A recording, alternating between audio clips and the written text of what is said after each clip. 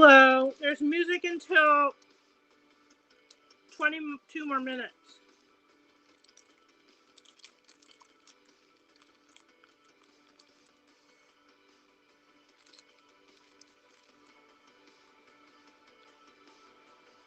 I'm going to see if it's just...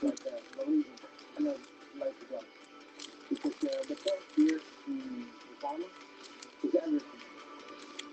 Fantastic.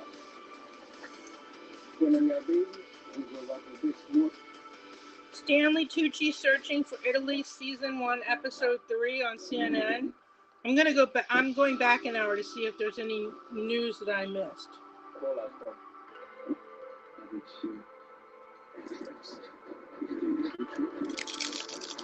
Woof woof, are you saying hello to the people? What does that notification say? Michael Harrison, soothing solo piano.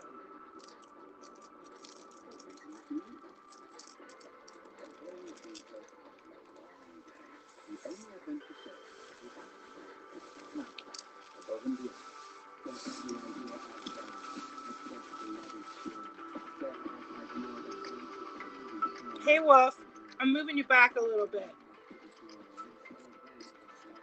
How come you're on my account and not on your own account today?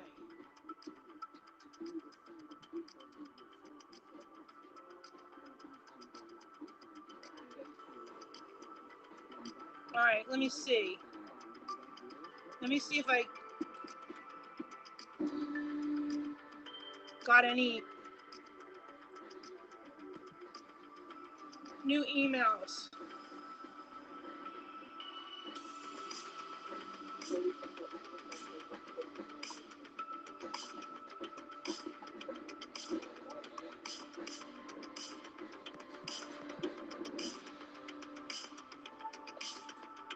Wolf, you gotta move over a little. I can't see.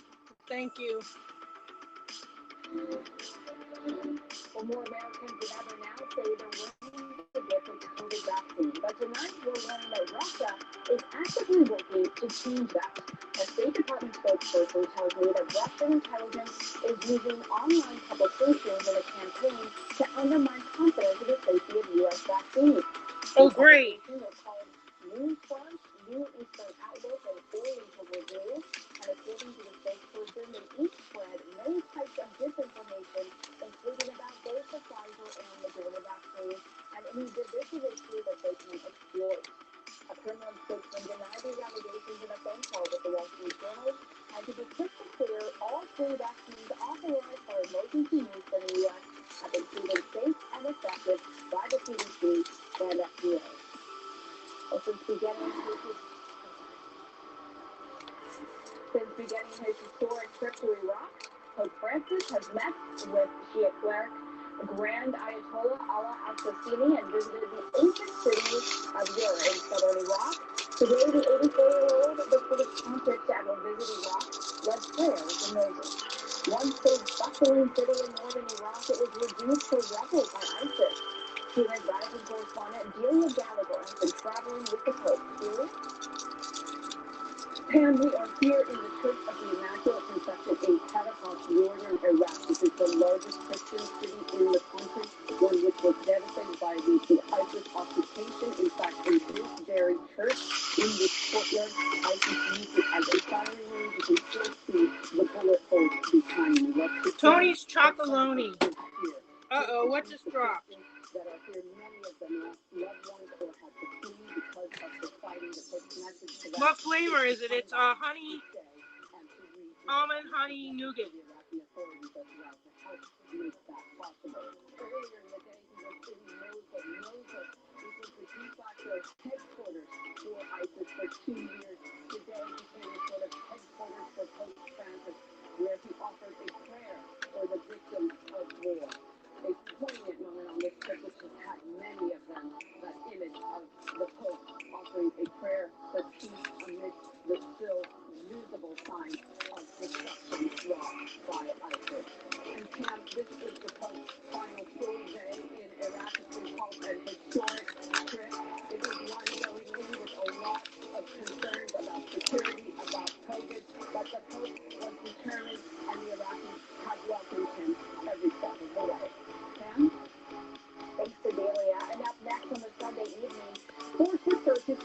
Chinese travelers in the year finally reunited to get their COVID vaccine. And it's housing through the line to sign a whole new meeting. I speak with Stanley Tucci about risotto, polenta, and the essential post-war fruit.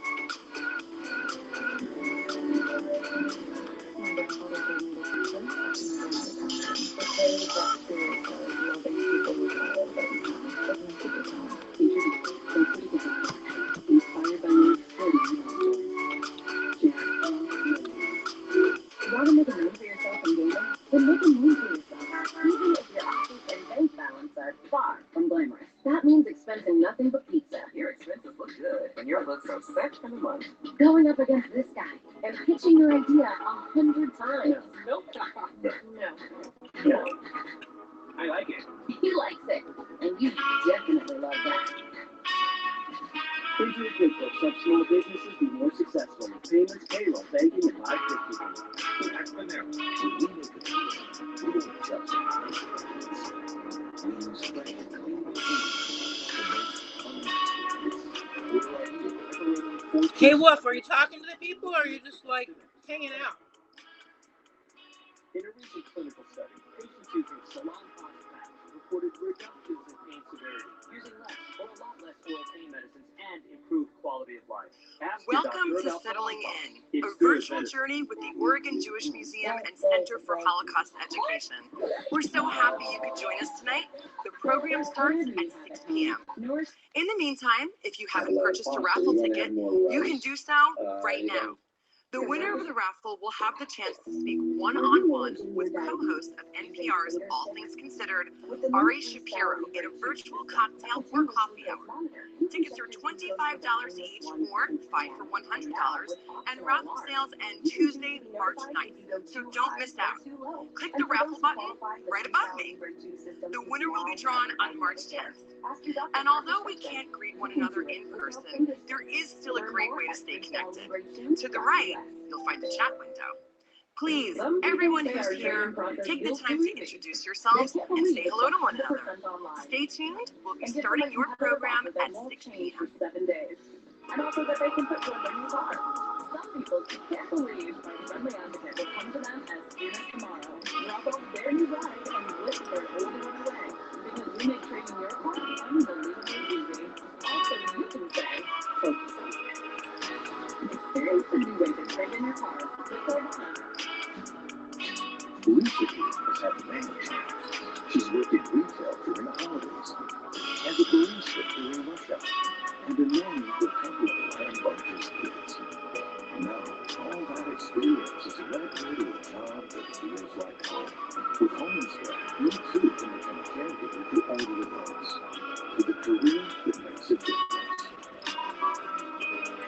Apply today. Making food for slaves. That is how complicated it is.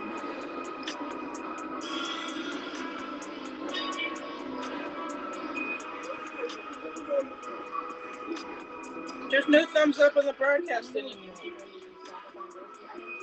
Wait.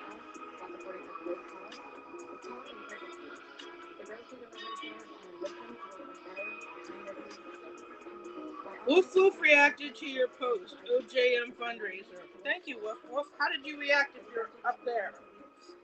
That's a talented dog.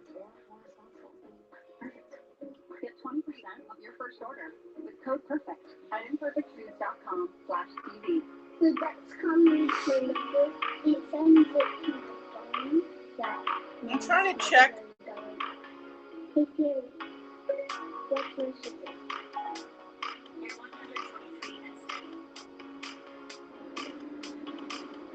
Hey, let's check out this one.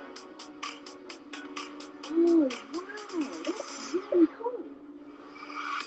To find a great local park or forest near you, go to discovertheforest.org. I'm Lauren Fox on Capitol Hill, and this is Where's the... Brooklyn, New Jersey sisters have a story to tell thanks to the coronavirus vaccine. Last week, 4 of the Illinois sisters got their second shot together. The women have not been able to be with each other for about a year because the pandemic put a stop to their monthly lunches. to 97 years old. They will wait a few weeks before they meet up again. High on their to-do list, long overdue hair appointments. Very happy for them. Meantime, Milan is Italy's second biggest city, one of the fashion capitals of the world, and as Stanley Tucci shows us in this week's Searching for Italy, it's becoming a culinary mecca as well.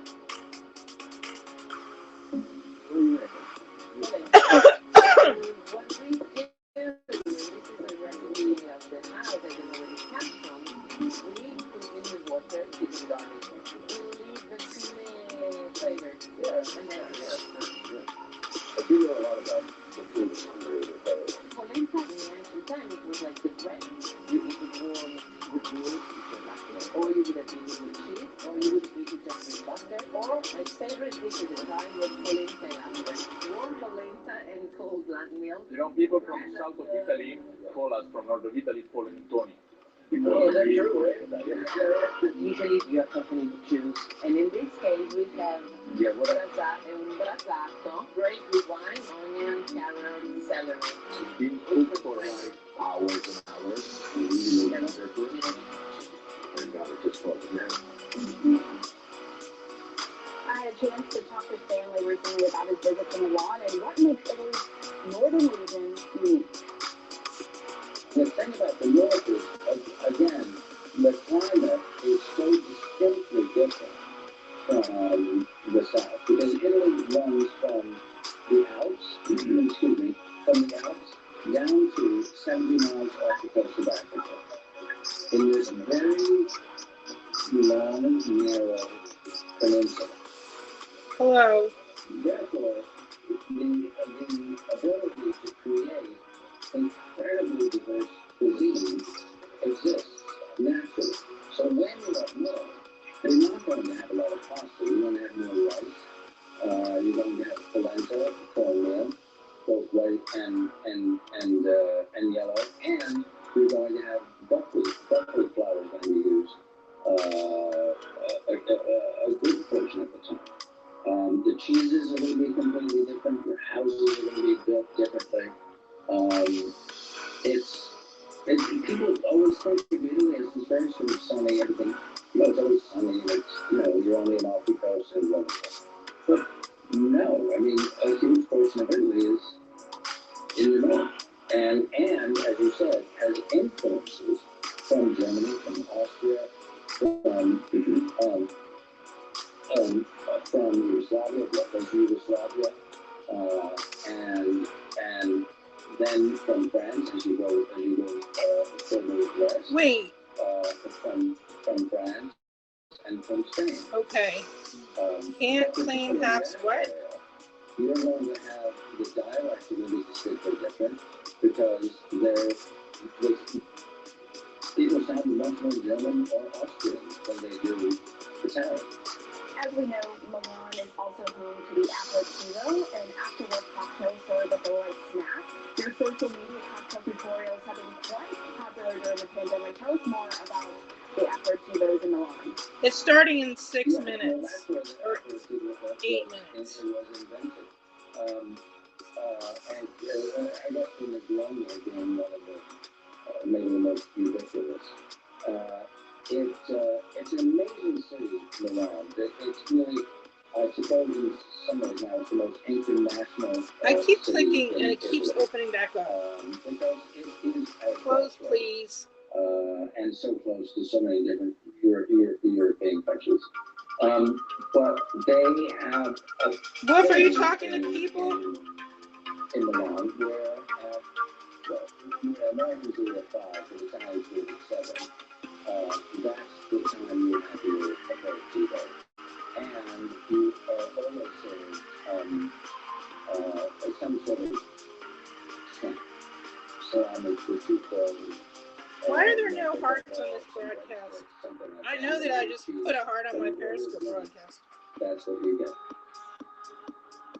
And that is making me hungry. You can watch this brand new episode of Searching for Italy tonight at 9 Eastern and Pacific and right here on CNN. Well, this year marks the 50th anniversary of the CNN Hero campaign, and this week we are introducing the first CNN Hero of 2021. Linda Dowdy grew up in Maryland, and developed a passion for its marine mammals. So when government funding vanished and the organizations working to protect the animals closed their doors, she drove in to fill the gap. Meet the hero. Hi, Wolf. I see you said hi in my broadcast. We can't feel for two bittersweet, and as much as I'm excited to see that animal be released, it's also hard in the sense of seeing the animal now gone. You guys know that you're going back to the ocean? So I feel that we rescue, the ultimate goal is for that animal to be released back into the ocean. Aww. I feel this intense responsibility to help these animals, and really, this is what I was put on this earth to do. Yay!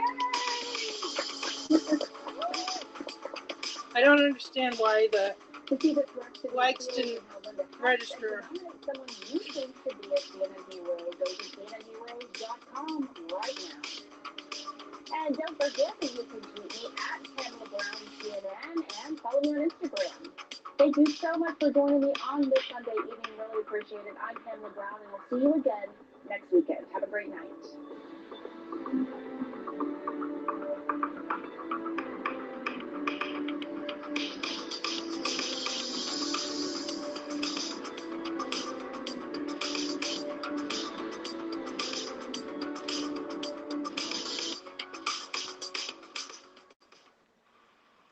Good evening, everyone. We're so glad you joined us for Settling In, the Oregon Jewish Museum and Center for Holocaust Education's virtual event.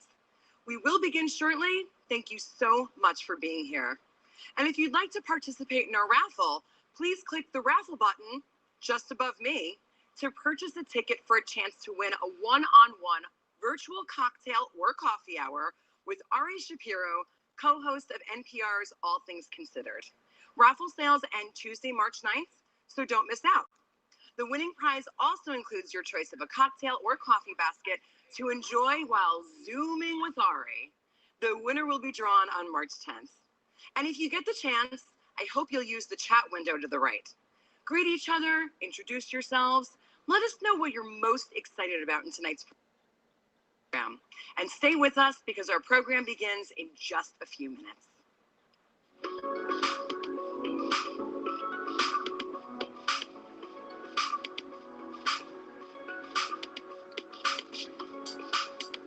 New stars, new frontline heroes, same pressure. I like the game now. You are going to like it less as we progress. Millionaires under 10 on ABC. ABC Heroes. Coming this week to ABC. Finally tonight, well, many marriages now just stay together and just do apart. If you're one of those couples with destined to be together from birth.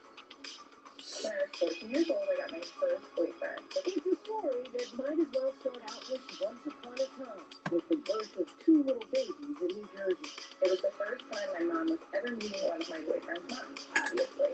The first thing she says to his mom is, "Oh my God, you look so familiar. Where did you give birth?" When Courtney Lincoln took to TikTok to share her lifelong fairy tale romance with Nick Monguso, more than 8 million hopeless romantics took note. And we start talking about those birthing stories.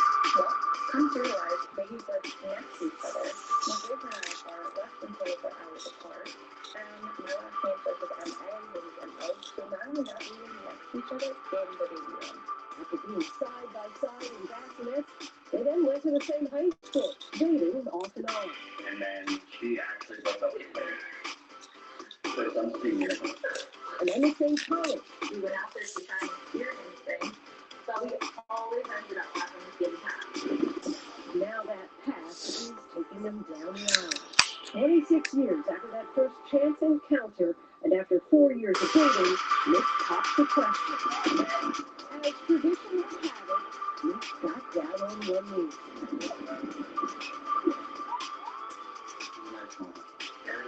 Pure joy. Everything's very calm, and I believe in love story. Everything happens for a reason. Call it Jason at GMA in the morning and do every year. Right back to it tomorrow night. I'm Rosie Davis in New York. Have a great night. ABC is honored for the second straight year with the Edgar Murrow Award for Overall Excellence in Television. More Americans choose ABC News, America's #1 news. Let me look at the screen now. Should I sign in case I want to comment?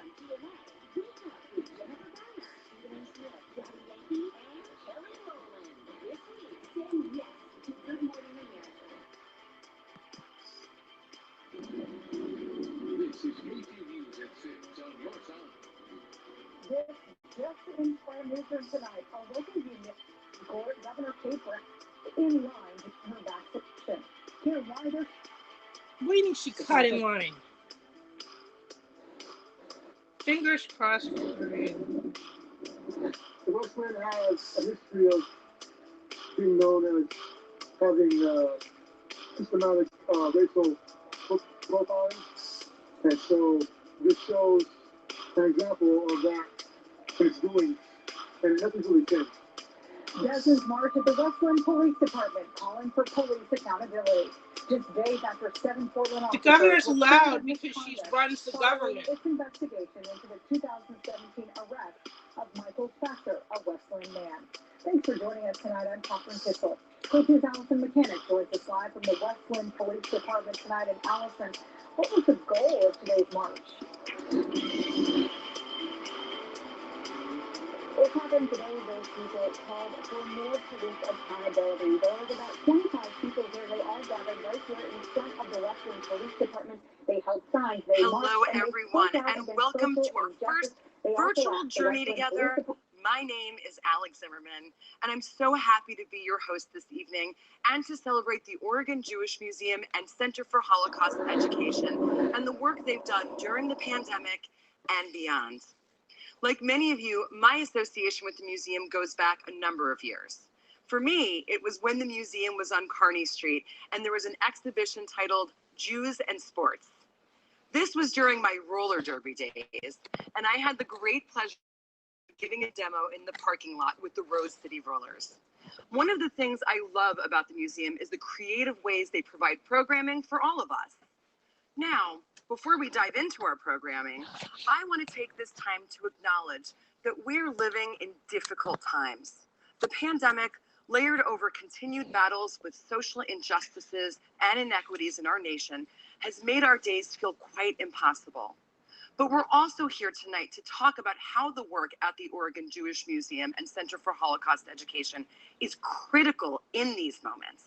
If there's anything history has taught us, it's that it will continue to repeat itself unless we resist indifference and discrimination and work to create a just and inclusive world. This work, though, would not be possible without educators, activists, historians, artists, people like you.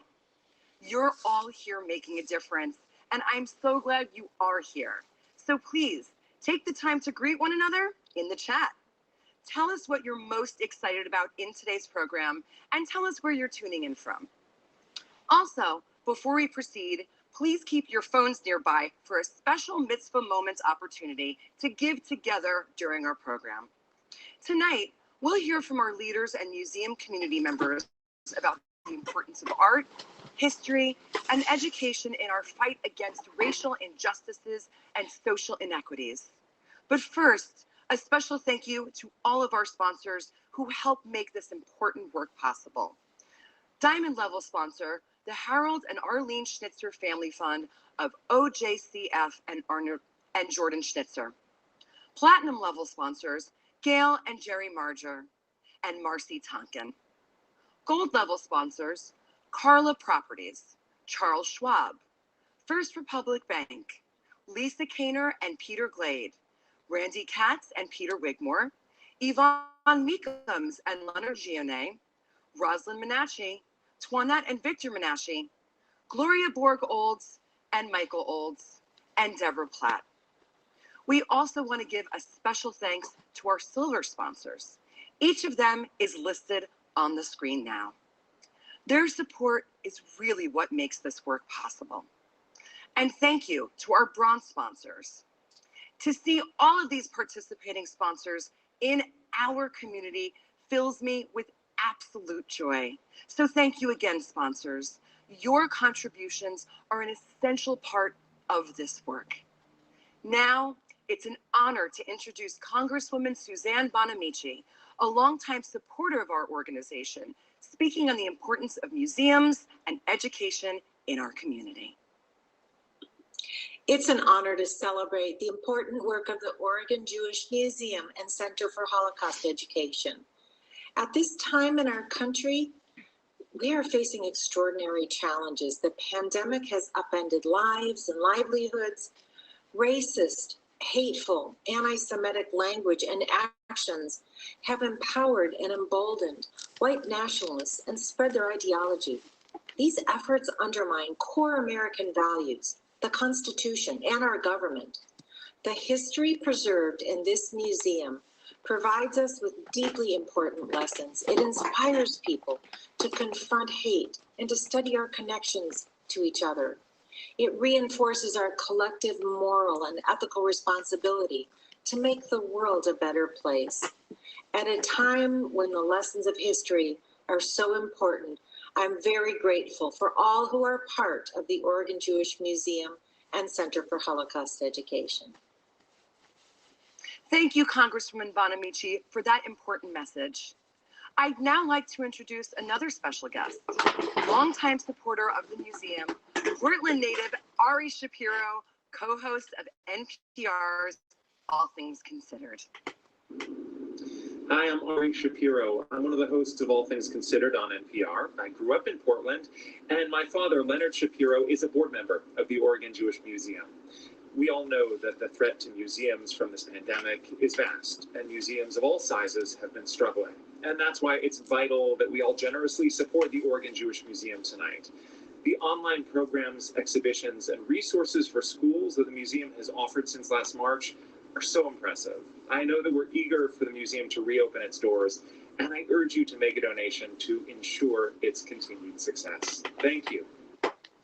Ari, thank you for your valuable words and for drawing attention to the importance of supporting the museum.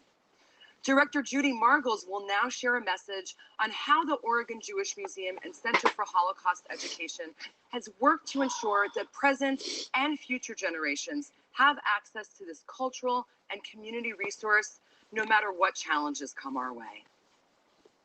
Thank you, Alex. I want to thank everyone here tonight for Zooming in to support the museum. I really miss seeing you face to face, but just knowing you're out there thinking of us is greatly encouraging. So thank you. In preparing these remarks, I struggled to express adequately the uniqueness of these unprecedented and challenging months. On reflection, I realized that certain words have been returning to me, buoying me when I am most in despair. These words are resilience and gratitude. Why resilience? The physical space of the museum may still be closed, but our essential work has continued unabated. Our resilient staff didn't miss a beat when we closed last March. Since then, they have worked tirelessly, more than ever, to secure grants, connect through social media, create online and exterior exhibitions, offer a diversity of public programs on Zoom, complete hundreds of oral histories, and most importantly, support educators, parents, and students with relevant resources. Of course, there are other forms of resilience that we witness around us, adapting to the precautions necessary to protect ourselves against COVID-19, pushing through extreme weather events caused by climate change, and facing a coup at our nation's capital. Resilience indeed. And then, of course, there is gratitude.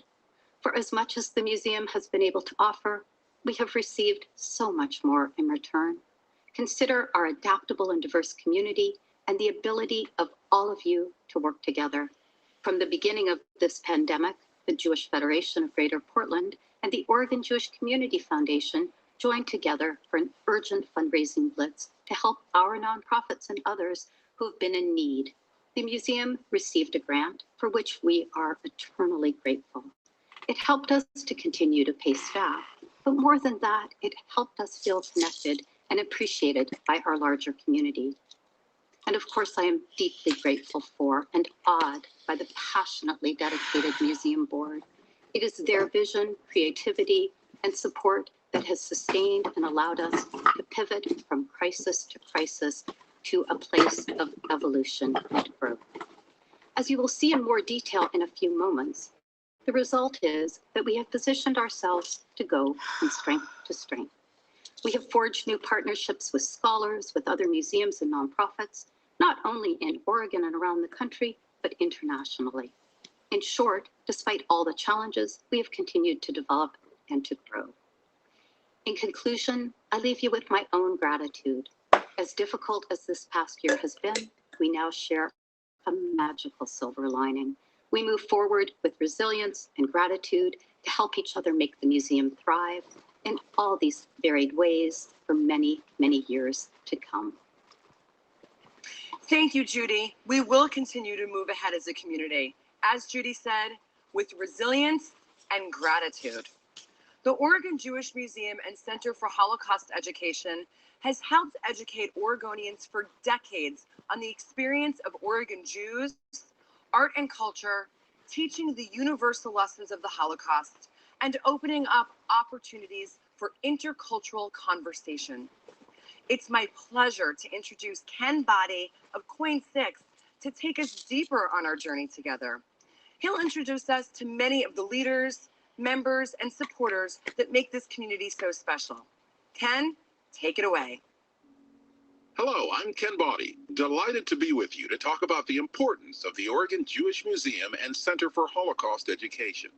I've been an anchor and reporter at Coin TV for more than 3 decades, and I've had the pleasure of covering the museum and its exhibits. 2020 has been a year that has presented unparalleled challenges, including the death and devastation caused by COVID-19. We have also seen a dramatic increase in white nationalism and anti-Semitism. 2020 has also created new opportunities for both our society and for OJM-CHE. The Oregon Jewish Museum does 2 things very well. It connects visitors to the importance of resisting injustice and supporting their peers, but it also demonstrates the power of education and the inspiration of creativity. When State Senator Rob Wagner began his initiative to mandate statewide Holocaust education, he turned to the Oregon Jewish Museum to work with him. I had the privilege of being at the museum when Governor Kate Brown signed into passage the Holocaust and Genocide Education Mandate. This bill would not have happened if it wasn't for the diligence, experience, expertise, and passion of Judy and Amanda. For all visitors, there are lessons in how to recognize the roots of hate and how to participate in a vibrant, inclusive democracy built on understanding and embracing differences. There could not be a more meaningful time than now to engage audiences with the museum's work. The Oregon Jewish Museum and Center for Holocaust Education has been such a lift during this.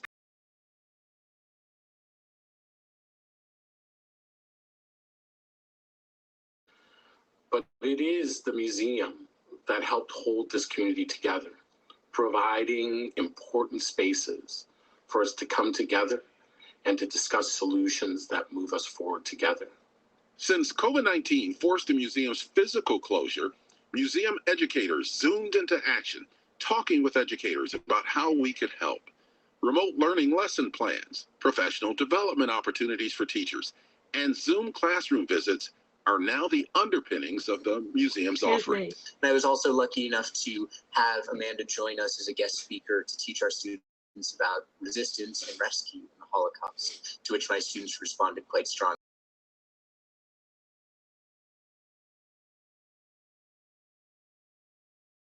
This year. Sorry, I had to blow my nose. My students to connect with your work.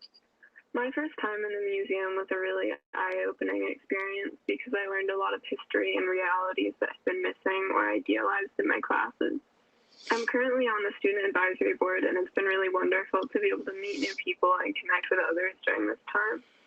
Despite COVID, we plan to connect with students across the state in a variety of ways, all virtually, and I'm really proud to be a part of it.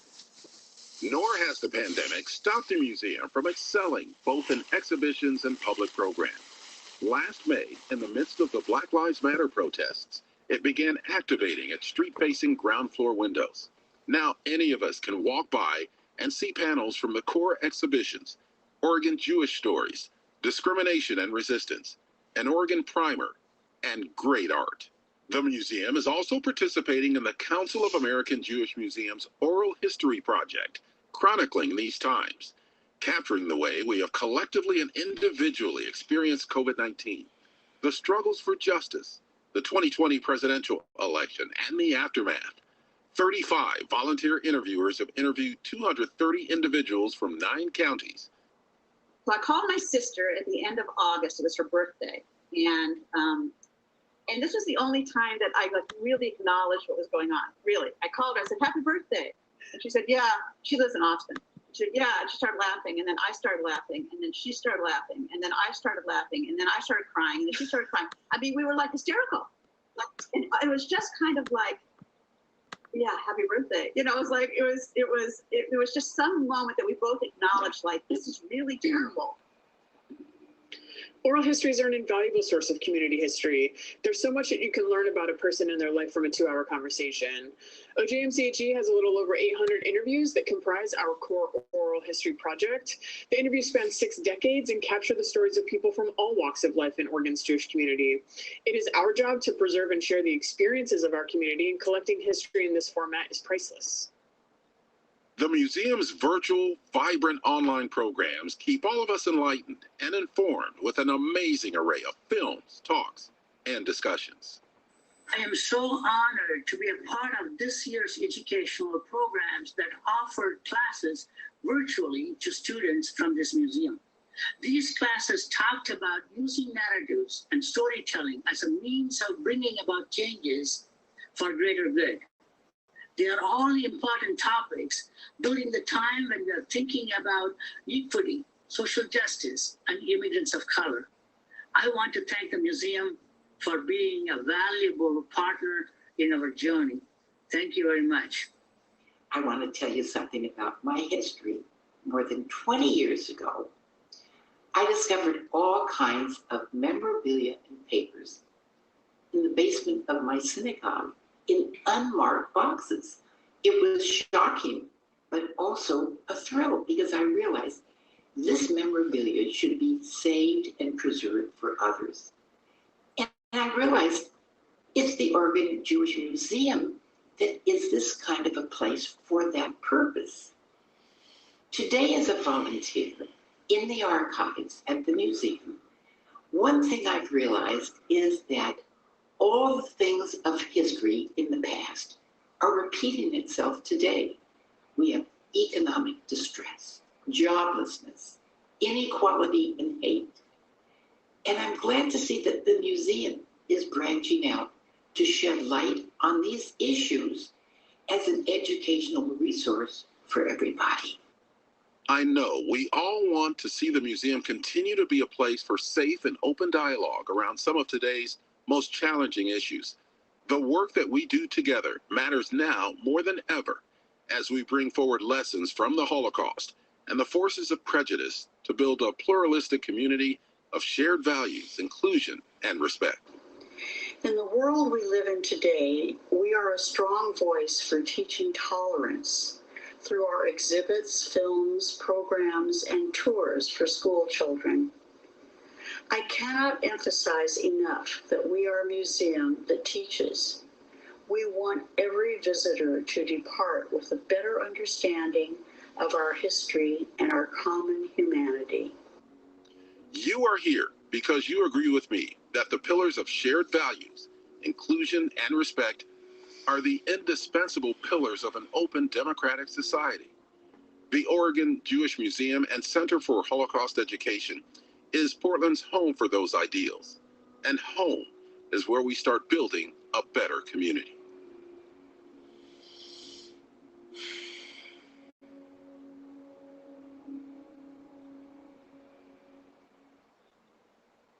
Thank you, Ken, for that beautiful narration, and thank you to all those who make this work possible. Now, this is a special moment in tonight's program.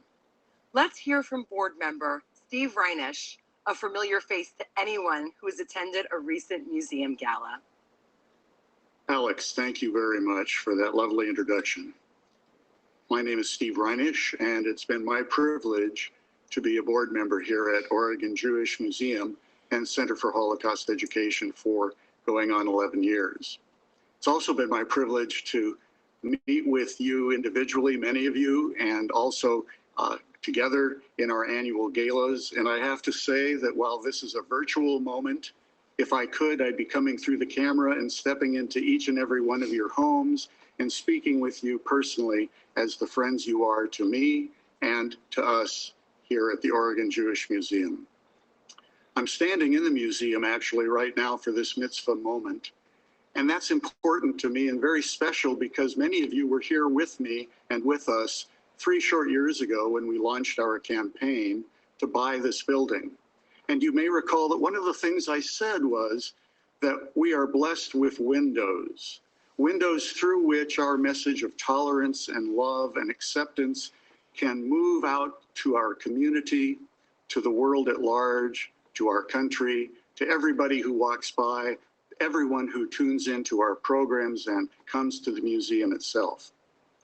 How little did I or any of us actually realize that that metaphor was going to have so much meaning for us as a community, a Jewish community, a community beyond the walls of OJM CHE. These windows have literally been windows of light, windows of love, windows of empathy for our community as our organization continues to grow, to thrive, and to commit to the renewed mission that is so desperately needed in our world today. The mission of empathy, of tolerance, of education, of awareness, and let's not forget probably the most important aspect of this entire mitzvah moment, and that is the mission of celebration. As I stand here also, I am surrounded by photos of people who are very dear to me, those of blessed memory, and others who we're still fortunate to have with us. And those are our beloved Holocaust survivors. As I've led tours at the Holocaust Memorial, as I've been there as a visitor myself, I am reminded of the call that echoes through all of our hearts and souls, the call of never forget. And if you were to ask any of us now what that means, I dare say that most of us would say, well, never forget the evil, never forget the inhumanity, man's hatred toward his fellow man. And if you said that, you would be 50% correct, a very important 50%. But if you stopped there, you would be cutting the opportunity of never forget short. You would be not aware of the second part of never forget, which our Holocaust survivors, both of blessed memory and who are still with us, carry with them as a sacred trust and honor. And that is the never forget the moment of celebration. That is never forget the hope. That is never forget the sacred defiance, both through their death, never giving in to the evil that was around them, and both through those of them who have been lucky enough to survive, still share with us to this day. As I visit the memorial, as I set foot in our museum, in your museum, I continue to have an imprint on my heart and my soul as to how much good this museum has accomplished, the memorial has accomplished, but continues to in a vibrant and alive sort of way. Those survivors have imprinted our hearts and souls. And now it's my opportunity, it's my privilege to celebrate with you this mitzvah moment and ask each of us, what is the imprint that you want to make on the hearts, the souls, and the spirits of those you hold dear? Family, friends, those in our community, those in our country, those in the world. This mitzvah moment need not be a moment. It can be a mitzvah lifetime. And you, each of us, has an opportunity to bless and to imprint the hearts and souls of thousands, dare I say millions, through a gift now to help us carry on this mission, this sacred trust that is so vital and so much needed in such a desperate way in our world today.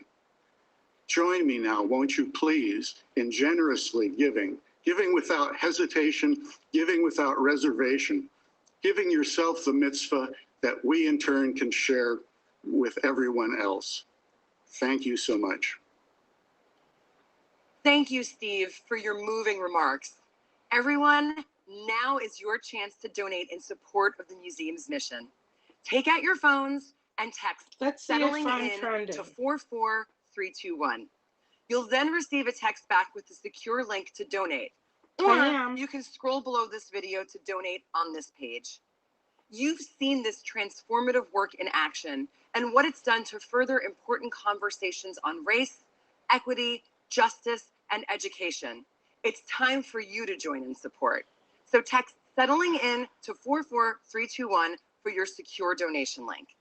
Now, there is a slight delay in receiving data, but as donations come through, I'll recognize all those who made contributions.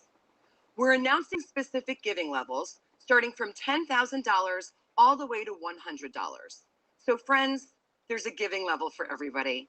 Please feel free to donate at any level that speaks to you at any time during the program. You can also give at any dollar amount, even if it's not one of our giving levels. Do this as many times as you'd like. Invite every family member to join you. Let's showcase our power as a community and what we're capable of when we come together like this. Now, we are off to a great start with 2 donors who've generously stepped forward, leading the way tonight to kick us off with gifts of $15,000.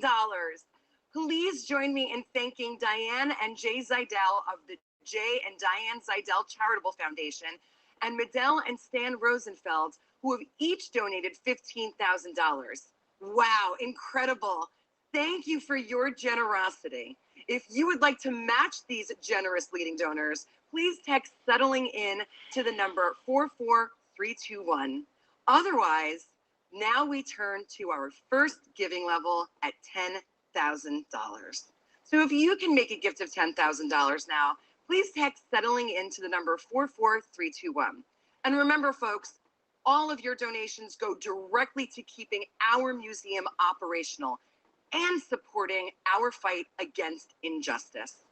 I'll announce each donor by name, so please text or click now if you can make a gift of $10,000.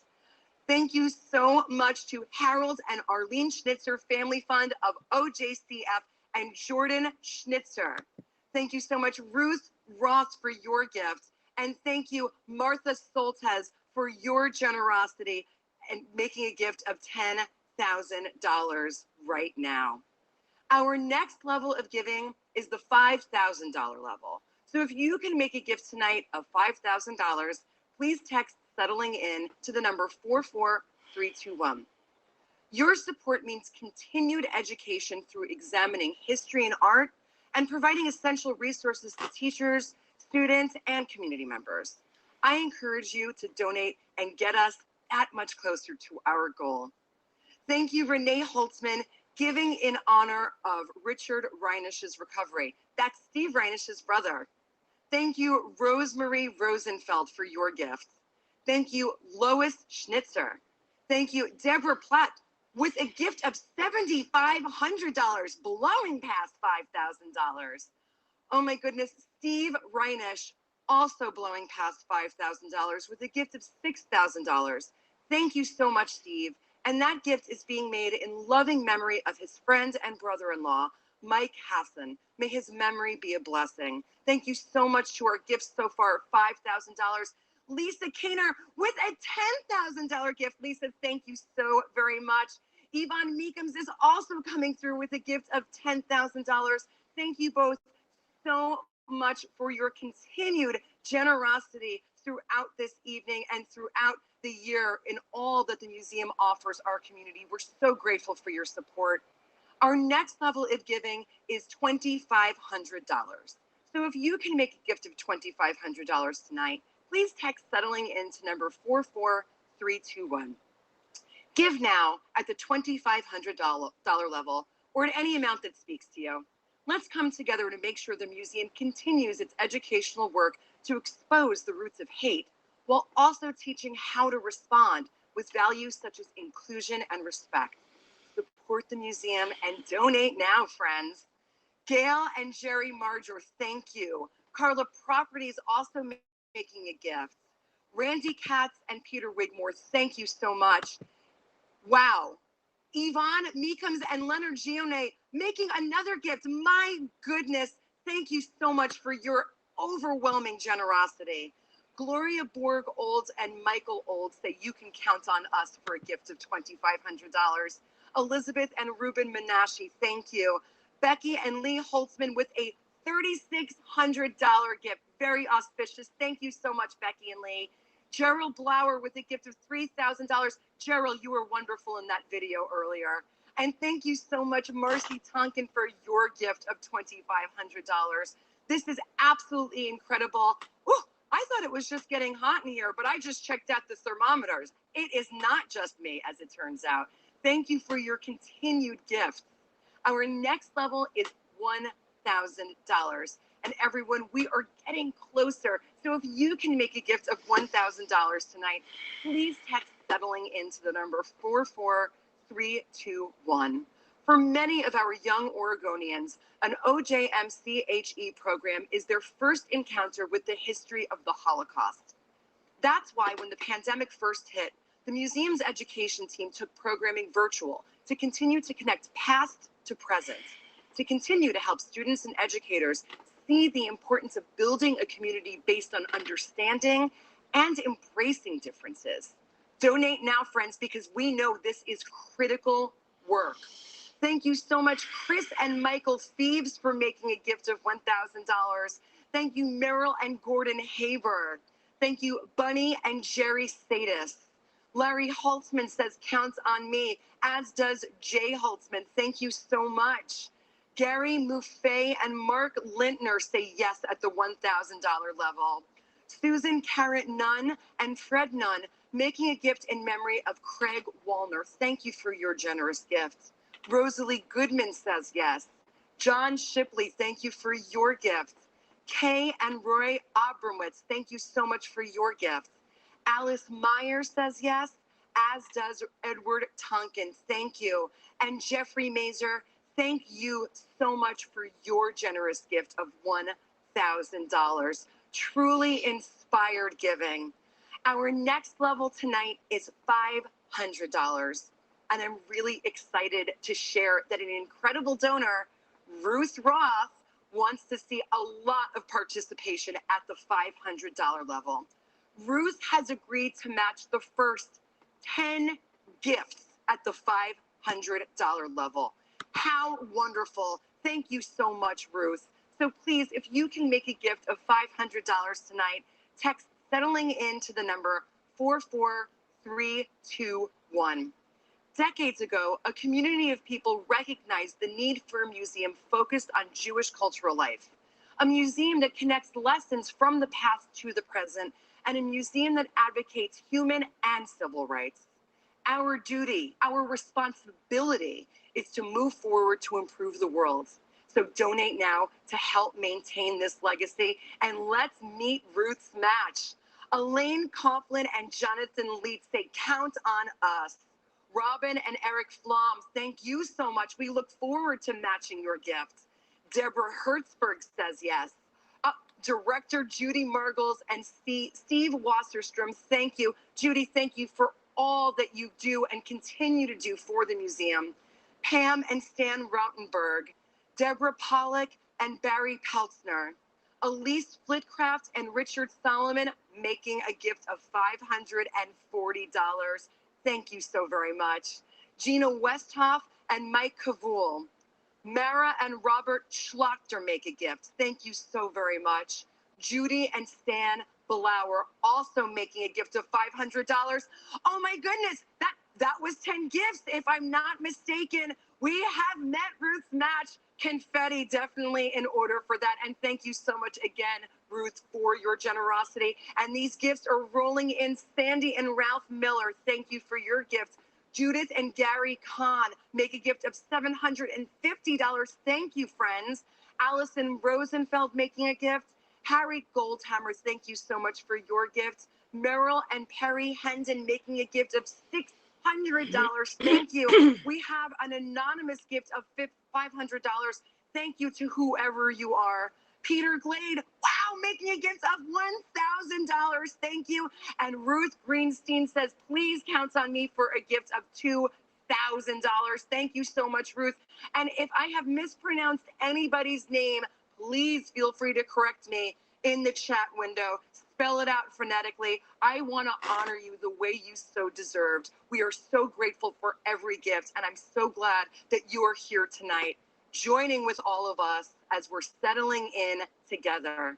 And our next level is the $250 level. So if you can make a gift of $250 tonight, please text settling in to the number 44321. The museum has worked tirelessly to transition in this pandemic, and its heart and mission remains essential and operational. Staff members are working to provide educational resources, exhibitions, and virtually vibrant programming to the public. They quickly switched to remote learning, providing free weekly lesson plans, teacher trainings, and other education resources. Your contributions tonight will ensure they continue on with this great work. Deanne Sullivan and David Fuchs say, please count on us to support this great work. Ellen Singer and Eamon Malloy, Faye and Gerald Canopy, Rhina and Ken Mayer say yes. Sheila and Bruce Stern, thank you so much for your generosity. Leslie Eisenstein and Steve Labison, thank you for your gift of $360. Wendy and Howard Liebrick, thank you again, $360. I love this theme we have. Sylvia and Gary Perlman also say yes to $360. An anonymous gift of $360. Thank you very much for your auspicious gift. Michael Kahana for $360 and Shemaya Blower also for $360. Thank you all very much for that generosity. Laura and Jim Meyer making a gift. Erna Gellis and Alan McCormick in memory of Heinz Gellis. Tim O'Malley making a gift. Jeannie Ryder, thank you so much. Shirley Rackner, thank you for your gift. Naomi Kaufman Price and Steve Price making a gift in honor of Judy Price. Prices, I love and miss you. Anonymous gift giving coming in also. Thank you to whoever you are out there. We are grateful. Marcy and Ron Mars, thank you for your generosity. Okay, Elizabeth it sounds like Leach it's just and people Bert donating, so I'm Kearney. going to end this. Kenneth Thank you for Curry, tuning in. Thank you for your generosity. Joan Neese making a gift